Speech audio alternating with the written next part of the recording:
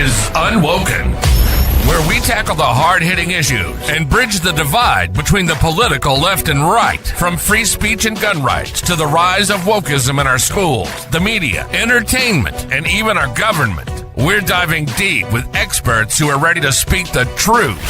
We won't agree on everything, but it's time we learned how to talk. Really talk. The conversation starts now. Welcome to Unwoken. I'm your host, Nico Lagan, and today I'm joined by the president of Vaccine Choice Canada, Ted Kuntz, to speak about the premature baby that just died of measles in Alberta. Mr. Ted Kuntz, how you doing? I'm good. Thanks, Nico, for inviting me. This is an important conversation, so I appreciate you being willing to have it. Yeah, I saw it in the news yesterday, and I'm like, uh-oh, here we go again. We need to address this, so here we are today, and nobody's talking about it. Huh? Did you notice? Nobody's approaching the subject. Like, the only people that are talking about it is, as you're going to see, is basically CBC and mainstream media, but nobody seems to have the courage to approach it and actually ask some real questions, because the videos that have been released they didn't mention much, and I just ran through a bunch of questions that I have for you. So this is what I was thinking. I have two videos. I have a video from Global News and I have a video from CBC. I'd like us to both listen to it if you want to take some note and stuff, because I've already done my work, but you weren't aware of what I was going to do to you. So here we are. But I want to show you two videos just to kind of show you what mainstream media is reporting. Then I have a bunch of questions for you to kind of address what they're saying so that you can educate the people out there to actually, it's important that we question the narrative. It's important that we ask questions, because in this case, there is a lot of questions that aren't addressed, and we both know why they're not addressessed. So well, I'm looking forward to seeing your questions, because I've got a few questions as well of the reporters who are reporting this information. So let's get started, because here we go. So here's the first video. I'll let it run. If you want me to stop it at any given time, just let me know and I'll do so. But it's 2 minutes long. So here is CTV reporting the news. Alberta's Minister of Primary and Preventative Health Services confirming to Global News today an infant born prematurely whose mom had contracted the measles died shortly after birth. It's unclear where the family is from. This is the first measles death in Alberta and only the second in the country this year. In a statement, LaGrange says, since measles cases were first reported in Alberta this spring, I had hoped this moment would not come. She added, this is a heartbreaking loss and no words can capture the pain of losing a child. My sincere condolences go to the family during this profoundly difficult time. Pregnant women and children under the age of 5 and those with weakened immune systems face the greatest risk from measles. And as we see in this case, measles during pregnancy can lead to very serious complications, including miscarriage, preterm labor, and congenital infection. The provincial government has urged those planning to get pregnant to get 2 doses of the measles vaccine before conception, because you can't get the MMR vaccine while you're pregnant. Alberta has had more than 1,900 cases of confirmed measles. 152 patients have been hospitalized and 15 have been admitted to the ICU. Of those who have been infected, more than 90% are not fully vaccinated against the illness. The official opposition is calling on the government to make it easier for people to get vaccinated. And I'm calling on the government to do more to make sure that we never experience this again in Alberta. This isn't something that we've experienced in decades, in more than a generation, and nobody should have to experience this kind of grief. The provincial government is asking those who are not vaccinated to get vaccinated against the measles to protect yourself and those most vulnerable in our communities. If you're unsure of your immunization status, you can call 811 or visit alberta.ca/measles. So here's the first one. There's already a lot wrong with that video, but here's another one I wanted to show you. That one's about 3 minutes, and they interview a doctor to speak about what's going on. So I figured we'd show this one as well. People think, of course, There's odds. It's CBC after all. Receiving $1.4 billion of our taxpayers' money is not enough. So they need to make sure that there's ads playing on all their videos. But the video's 3 minutes long. She's going to speak with an expert. She's an expert doctor. And then let's address what they said and put it into context for people. Make sense? Yeah, thanks. I'm just running the ads now because I don't have a choice. So, here we First go. So let me death from rewind that. Alberta is reporting its first death from measles since an outbreak of the disease began in the province in March. A baby born prematurely after its mother contracted measles died shortly after birth. While cases in the province have dropped since peaking in July, there have been almost 2,000 confirmed cases of measles this year. For more on this, I'm joined by Dr. Lenora Saxinger. She's an infectious diseases specialist at the University of Alberta, and she joins us now from Edmonton. Dr. Saxinger, what was your reaction to hearing of a premature baby dying of measles in Alberta? Well, I mean, there's just the human tragedy of it. And as an infectious diseases specialist, I mean, the scale of the outbreak that's been going on in, Ontario and Alberta over the last months is just inconceivable. And in a way, you would expect that we would start to see some severe outcomes at some point, but that doesn't mean that it's okay, because this is, in fact, a preventable death. A premature baby also died in Ontario. In your view, has the Alberta government done enough to stop the spread of measles? Well, I mean, I guess I'd argue that any preventable death in a situation where there's a lot of places across Canada that have suboptimal vaccination rates is a big red flag for, all of the governments, that we need to do something differently. I know that the public health people on the ground have been putting in a lot of time trying to contain this outbreak, but measles is a real beast to try to control, and there's a lot of challenges. And so there's, the outbreak control part of it, and then there's also the longer term investment that's needed for public health and for vaccine access, and very, very importantly for public trust. And I think that's an area where we need to see a lot of movement over the next years, because obviously we're kind of heading backwards in terms of vaccine preventable diseases. And there's a really big risk that this could actually happen in other places and with other diseases. So that's what's basically important about this video. So they said a lot, but what's your reaction as the president of Vaccine Choice Canada, considering that your son died from vaccine injuries? What's your reaction when you see those two videos reported by our mainstream media? Well, my first reaction is it makes me angry. This is absolutely irresponsible reporting. There is so much wrong with what they're saying. None of what they're declaring here is verified. And so what it tells me is that this is propaganda for the vaccine industry. It's based upon fear and shame and guilt.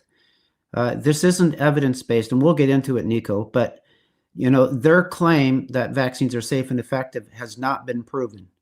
And so the disregard here for vaccine injury and the harm that's caused by vaccination is being completely ignored.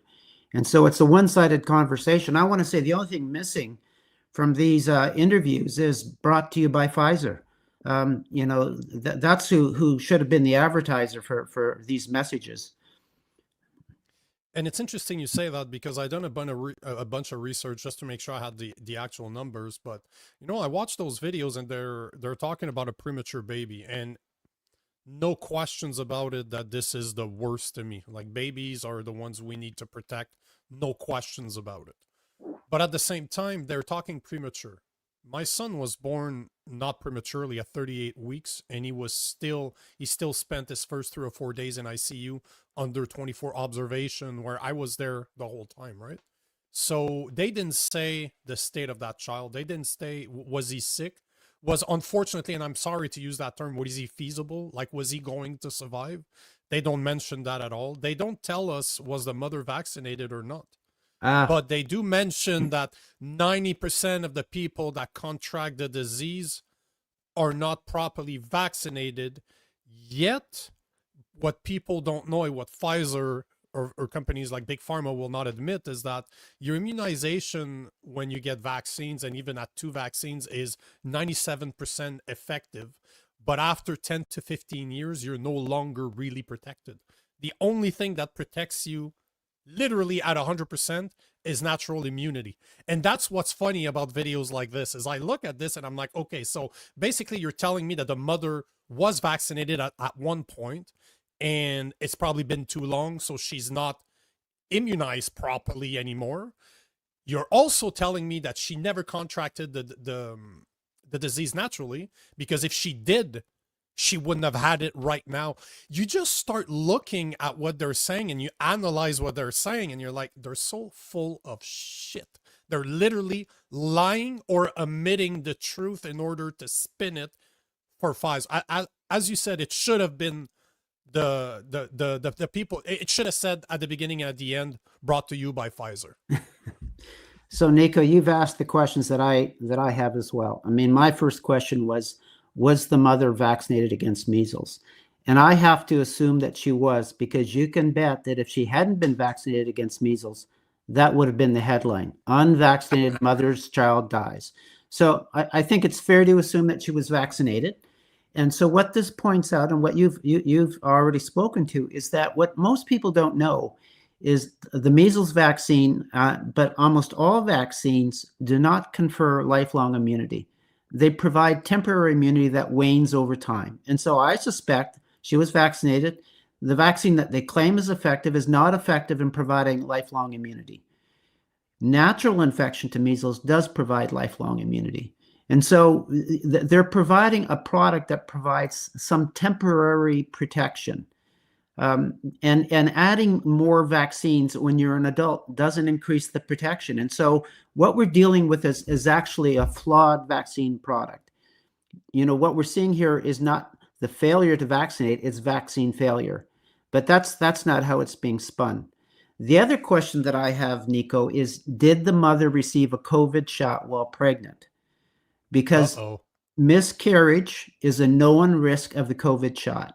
And to me, that's the elephant in the room. I want to know whether she received a COVID shot, or how close to her pregnancy did she receive a COVID shot.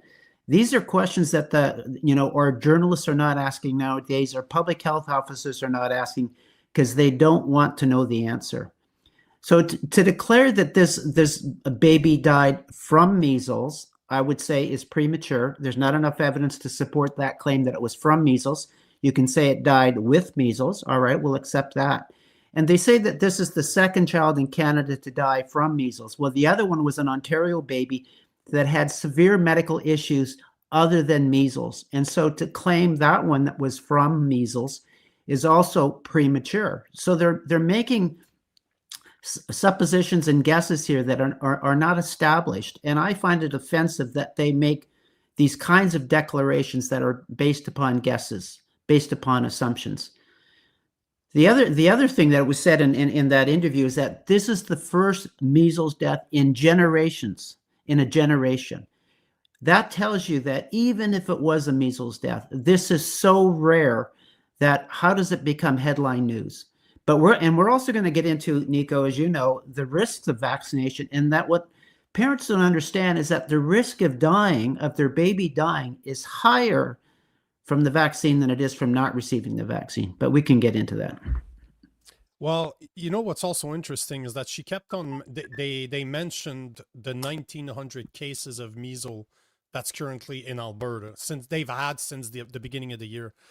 I just looked here. So 1917, there's been, as of October 3rd, there's been 1917 confirmed cases of measles in Alberta.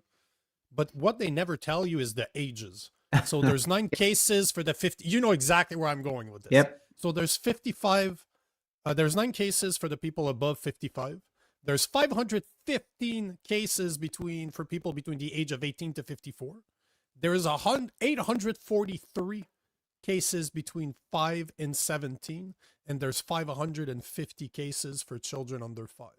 So basically, there are 550 for kids, 840 for almost kids and teenagers, So the biggest is 5 to 17. How much you want to bet that those were vaccinated at one point and now they caught it again because their vaccination is no longer effective? It wasn't natural immunity.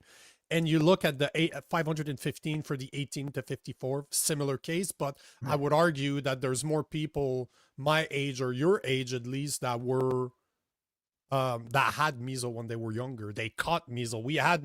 You had measles parties. I had chicken pox parties when I was young to develop immunity to it, and that's the only immunity that lasts is natural immunity. So, Nico, you're raising a really important point here. They say that the measles vaccine is effective. So let's go back to that. What it's been effective is in reducing the incidence of measles in childhood. But childhood is where you want to have the experience of measles because one is it strengthens the immune system, and two is it's a safe illness to have in childhood. Where the complications come from measles is when you experience it as an adult or as an infant. And so what it's done, the measles vaccine, what it's done is it's pushed measles into adulthood and it's pushed it into our infants. And the reason for that is that, as we've already talked about, the measles vaccine does not confer lifelong immunity. The effectiveness of the vaccine wanes over time. It varies by individual. And so for some people, the protection will last 2 years, some it will last 10 years or 20 years. You don't know when it's worn off. But second is that when a woman is vaccinated with a measles vaccine and she doesn't contract measles naturally, she doesn't pass on to her newborn the maternal antibodies that protect that infant during the first few months of life. And so the measles vaccine has actually put our newborns more at risk of injury and death than when we allowed for natural infection. And so what we're talking about here is, again, I want to say this is a result of vaccine failure, not a failure to vaccinate. And one thing I also want to point out is that in the worst case scenario, they estimate that the survival rate of the measles infection is 99%. So let's call it 1% of people will die from measles, but the actual survival rate is 99.7% to 99.9%. So but again, this, I don't want to say this out loud, but those are the same rates as we saw during COVID times too. And this is the part, again, they never address is if 99% is a survival rate, what state are the people of the 1%? Like there was a study that came out yesterday that said that 2/3 of Canadians, 66% of Canadians are either obese or overweight. In the US, it's 42%, give or take, of Americans are obese, and about 30% of them are overweight. So our numbers are very, very close to the US, but they never address the fact that most of the people now have terrible immune system and will not be able to fight an infection when somebody that takes care of itself like me or you will survive those infections and will make our immune system stronger because we survived it. And you made a great point about how they don't mention the fact that if the mother had natural immunity against measles, she would have passed down the antibodies naturally to her kids through giving birth to her. And also, I believe that they're still in the milk that she produces, right? That's another thing that people don't talk about, how powerful breast milk is to build the immune system of your child. Yeah, so we've put our infants more at risk by the measles vaccine, and we've put our adults more at risk. And yet they claim that the vaccine is effective. But let's talk about safety, because I think that's really the elephant in the room that we need to talk about. They make the claim, the CTV news article says, we know that it's safe and we know that it works. Well, I would suggest they don't know that it's safe. And let me tell you why I say that. None of the vaccines on the childhood schedule have been properly tested for safety against a true placebo. A true placebo is a saline injection. None of the vaccines on the childhood schedule have been tested for safety against a true placebo. No vaccine on the childhood schedule has been proven safer than being unvaccinated. no vaccine has been proven safer. So when they claim that it's safe, they have no evidence to say that. Now, what's the evidence that it's not safe? There was a study done in 2020 called the control group study that compared a fully unvaccinated population with a vaccinated population.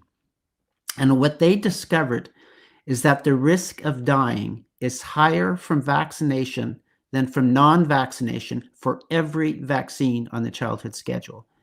And do you know what the increased risk of dying is for our children as a result of the measles vaccine? More than 261 times the risk of dying. So if you're concerned about your child dying, you're increasing the risk of their child dying more than 260 times if you give them the measles vaccine. That's not safety. And nowhere in the reporting of the media or public health officers are they disclosing this information.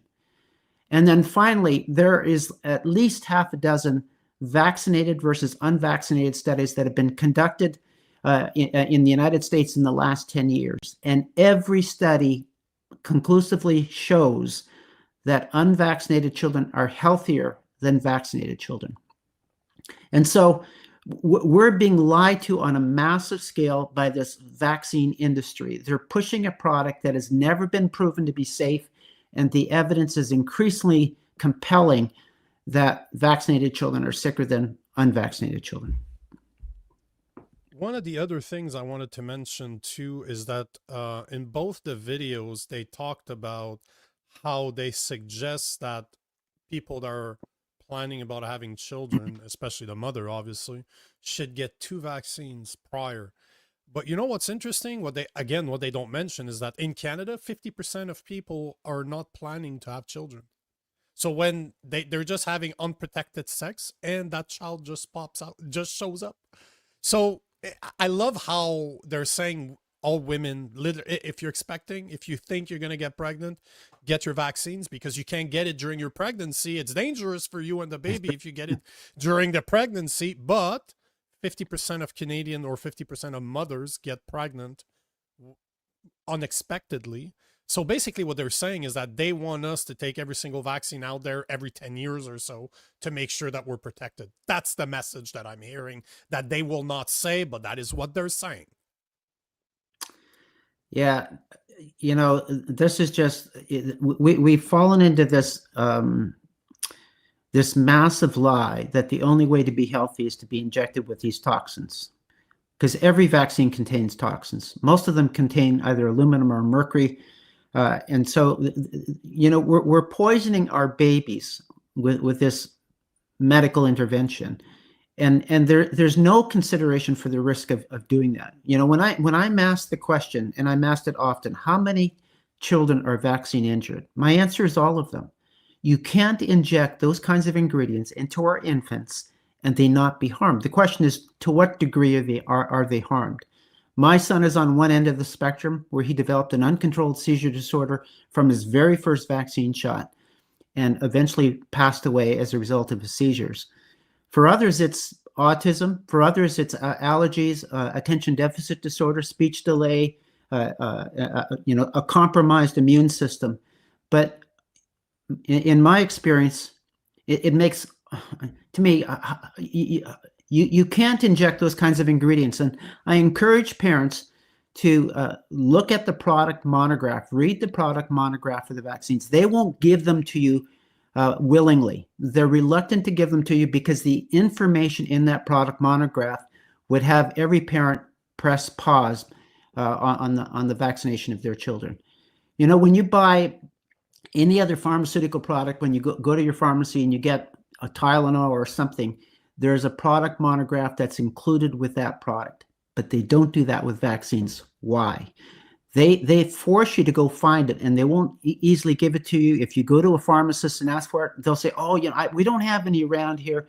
We throw them out."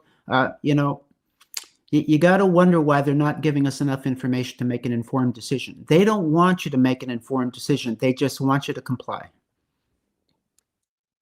100%. And the worst part is that I'm going through right now. I'm going through it as we speak. My son's 2.5 months old. They're already pushing all of that, but we found a doctor that does not care. She tried the first time. Both my wife and I just looked at each other, as in, we were smart. We didn't attack her for her beliefs, but we looked at each other. We're like, we made it very clear by our faces that we weren't interested. And then she looked at us. She's like, just so you know, even though I suggest that you do, if you choose not to, it will not prevent me from wanting to see your son, to examine your son, to take care, to be his physician. So for the people out there that are worried what doctors are going to tell you, we were able to find one in Montreal, the capital of wokeism in Canada, and we were still able to find a doctor that is okay, that will not refuse to help our son because we refuse to get him vaccinated. And the other thing I want people... Oh yeah, go ahead. I was just going to say, Nico, I think the COVID experience woke up a lot of doctors as well, because they participated in the harming and killing of people right across the country with no evidence that the COVID vaccine was safe or effective. And it turned out it was neither safe nor effective, that you actually increase the risk of contracting COVID by taking the vaccine, and that its safety profile, it's the worst, it's the most dangerous vaccine ever developed, ever put onto the market. And so what I'm seeing is more and more doctors are starting to ask questions, not just about the COVID vaccine, but about all vaccines. And what they're discovering is that these claims of safety and efficacy have never been proven. And doctors, when they go to medical school, they're not taught how to assess the risk. They're taught how to inject, how to deal with vaccine hesitancy, what the schedule is. What I've discovered is parents who do their homework know more than most doctors out there.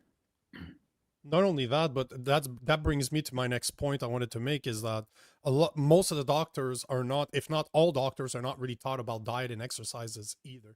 Right. Like, they don't talk to you, they don't train you on that, but they show you how to inject people. And the perfect example, look at Sarah Hoffman. In the first video, there was a massive obese woman. She's the NDP shadow Minister of Health for Alberta. That woman is massively overweight, and she's telling me that getting vaccinated is healthy? Are you fucking kidding me? Like, you're who I'm gonna believe for my health? Yeah, sure, cool story. Very cool story. Yeah, the difficulty for most parents, in my experience, Nico, is that when you actually look at the evidence, you realize that we're being lied to by our governments, by our public health, by Health Canada, by our media, by our doctors, by our College of Physicians and Surgeons, and that's hard to accept. We don't want to believe that. We don't want to believe that this level of deception and well, I think criminal behavior exists on such a wide scale. And so it's easier to say, oh, people like Nico and Ted are misinformed, we're giving misinformation. I don't want anybody to believe me on, just because I've said what I said. I want you to go do your own research. I can provide you with links to everything I said to back up what I've said. We've produced new resources at Vaccine Choice Canada. One is a new parent's guide to understanding vaccination. The other one is pregnancy and vaccination. And do your homework. And what I can tell you is that when you actually see what the evidence is, I think you're going to be hard pressed to continue to participate in the vaccine program. Before we end it, I wanted to take a couple of comments because this question is a question that I ask myself all the time. That's why I create content at the end of the day. But I wanted to ask it to you. So Derek Sittler is saying, yeah, but how do we convince them to come to the light? It's very difficult. And part of the difficulties I just said is that it's such a big pill to swallow to think that all of these agencies are disseminating false and misleading information. But, when you look, if somebody said all pharmaceutical products are safe, would you say, come on, really? We know that they're not. Well, then we need to challenge when they say all vaccines are safe, because they're not. And the fact that there's, like, in the United States, they have what's called a vaccine adverse events reporting system, where they receive reports of vaccine injury. And so what I can tell you, this is the stats on the measles vaccine alone since June of 2025, or up to June 2025. So this is pretty current data. There's been over 117,000 reports of hospitalizations, injuries, and deaths following the measles vaccine. And what we know from research is less than 1% of vaccine injuries are actually reported. So we're talking about a massive amount of people, of reports of vaccine injury and deaths. If that number is correct, we're looking at 57,000 deaths from the measles vaccine. And that's not reported. And yet when there's one suspected death in Alberta in a generation, that's headline news on CTV. You know, you start to realize when you do your homework that we are being lied to, and it's just hard. And so how do we break through that deception?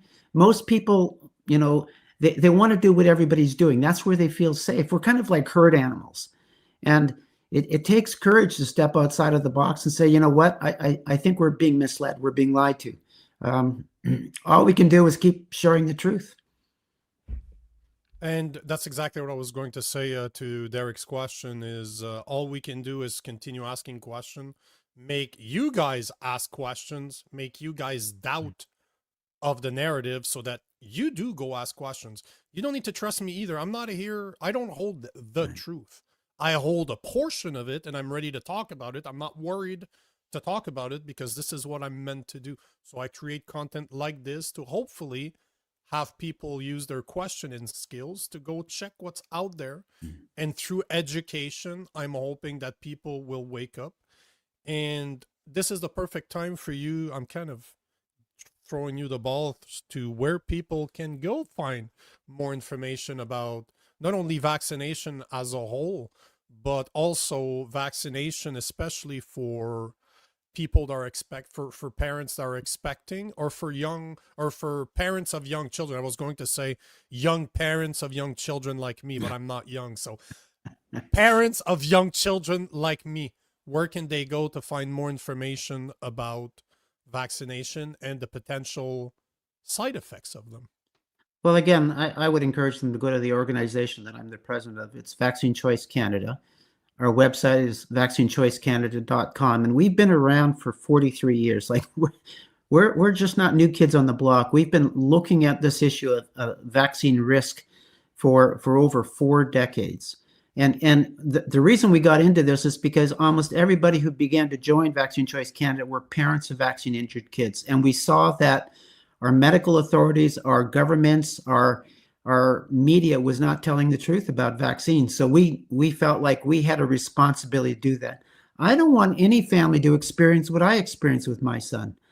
I lost my son with that very first vaccine shot. And what I say to people is, the child that I brought home from the doctor's office that day was not the child I took to the doctor's office. You know, Josh went from a happy, content baby that slept well, ate well, to a very discontent baby, literally within hours of that shot.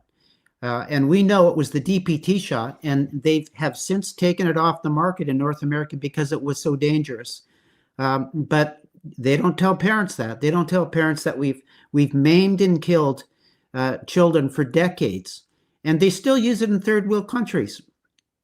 And research showed, Nico, that in Africa, children that receive the DPT vaccine have a 10 times greater risk of dying, 10 times.